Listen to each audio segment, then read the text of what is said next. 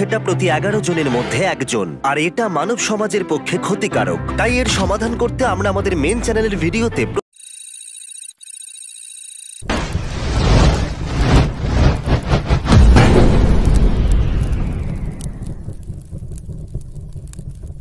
প্রত্যেক 20টা ভিউতে একজন করে খাওয়াচ্ছি। আর কিছু জিনিস মেন ভিডিওতে দেখাইনি। শুরু করছি কেনিয়া দিয়ে, যেখানে আমরা এর আগেও পরিষ্কার পানীয় জলের ব্যবস্থা করেছি, কিন্তু এবার আমরা অন্য সমস্যার মুখোমুখি হলাম।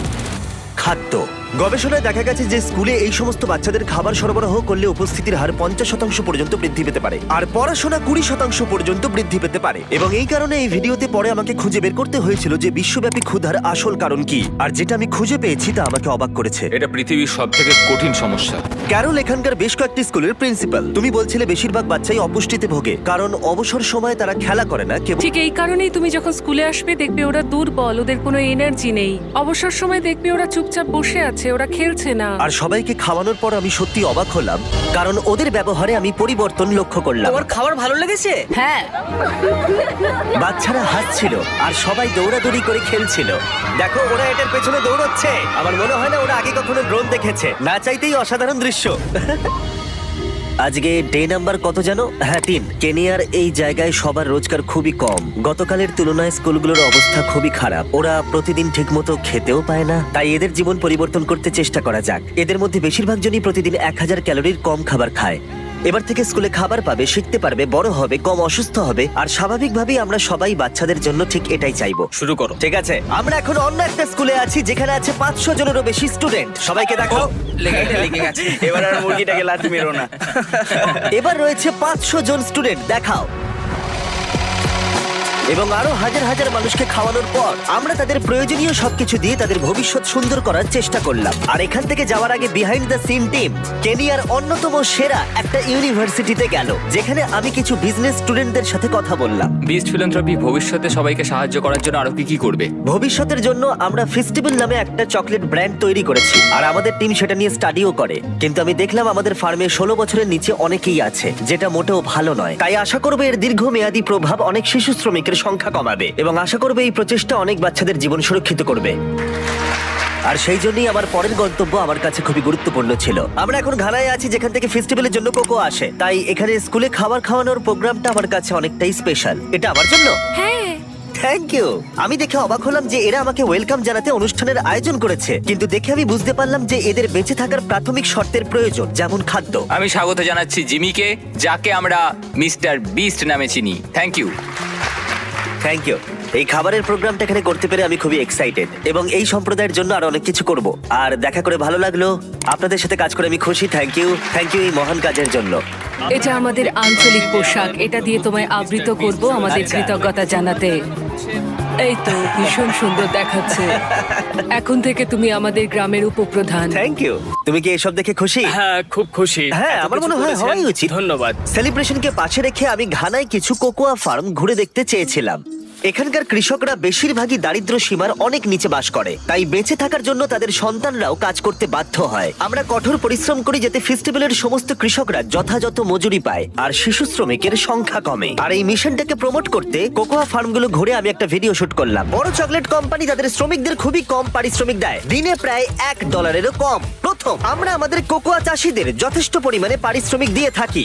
দ্বিতীয়, আমাদের 100% কোকোয়া ফেয়ার ট্রেড সার্টিফাইড, যেটাকে এক কথায় বলা যায় খুবই উৎকৃষ্ট মানের। অনেক ধন্যবাদ। অনেক ধন্যবাদ। কাল দেখা হচ্ছে। ঠিক আছে, ঠিক আছে, চলো। জিমি, একবার এদিকে আসবে দেখো। এই নাও। Thank you. মেইন চ্যানেলের ভিডিও যারা দেখো তারা হয়তো এর গুরুত্ব বুঝতে পারো না, কিন্তু এটার জন্য অনেকে স্কুলে আসছে, স্কুল ছাড়ার সংখ্যা কমেছে, বাচ্চারা কোকোয়া ফার্মে কম কাজ করছে, যেটা ফেস্টিভ্যালস করছে। এখানেও স্কুল মিল প্রোগ্রাম চলছে, আপনাদের বোঝাচ্ছি। আর যখন আমরা এই প্রোগ্রামটা শুরু করি, তারপর আরো 11 জন এসেছে, তার মানে 21 জন ভর্তি হয়েছে শুধুমাত্র এই কারণে, যেটা দারুণ। ওই 21 জনের মধ্যে বেশিরভাগ জনই কোকোয়া ফার্মে কাজ করত। তারা বলছিল এখানকার 97% বাচ্চা কোকোয়া ফার্মে কাজ করত, আর এখন তারা বিনামূল্যে খাবার এবং শিক্ষা পাচ্ছে। গত কয়েক বছর ধরে আমরা অনেক সমস্যার বিরুদ্ধে লড়াই করছি, যেমন আফ্রিকায় 100টা কূপ খনন করা, গোটা বিশ্বে 100টা বাড়ি নির্মাণ করা, 2000 জনকে হাঁটতে সাহায্য করা, আর 73টা ফিলান্থ্রপি ভিডিও তৈরি করার পরে আমরা এইসব প্রজেক্টে 90 মিলিয়নেরও বেশি অর্থ খরচ করেছি, যেটা হয়তো অনেক বেশি মনে হতে পারে, কিন্তু এখনো অনেক কাজ করা বাকি রয়েছে।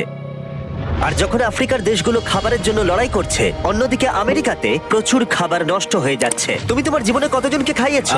অ্যাটলিস্ট 3 থেকে 5 বিলিয়ন মানুষকে তো খাইয়েছি। এটা তো অবিশ্বাস্য। সত্যি এটা অবিশ্বাস্য। এ হলো ইভান, যে গত 6 বছর ধরে নিজের জীবন তার শেয়ারিং অ্যাক্সেসকে উৎসর্গ করেছে। একটা নন প্রফিট সংস্থা যারা খাদ্য অপচয় কমিয়ে মানুষকে খাওয়াতে সাহায্য করে, যারা প্রায় 118 মিলিয়ন খাবার নষ্ট হওয়া থেকে বাঁচিয়েছে। আর এই সবকিছু সম্ভব হয়েছে তাদের ভলেন্টিয়ার, ডোনেশনস আর একটা বিশাল ওয়্যারহাউসের জন্য। এই বিল্ডিংটার সাইজ 14টা ফুটবল মাঠের সমান। Oh my আর এটা God. একটা 7 লাখ স্কোয়ার ফিটের রেফ্রিজারেটেড ওয়্যারহাউস। আমার মনে হয় না এরকম বিল্ডিং আগে আমি দেখেছি। দেখো কতটা লম্বা, আর এটা মাত্র একটা সেকশন, এরকম অনেক আছে। যেহেতু প্রত্যেক বছর অনেক পরিমাণে খাবার নষ্ট হয়, সেটা যদি আমরা কমাতে পারি তাহলে বিশ্বের অর্ধেক ক্ষুধা কমে যাবে। আর ইভানের সাথে কথা বলার পরে আমি বুঝতে পেরেছিলাম সেটা কেন।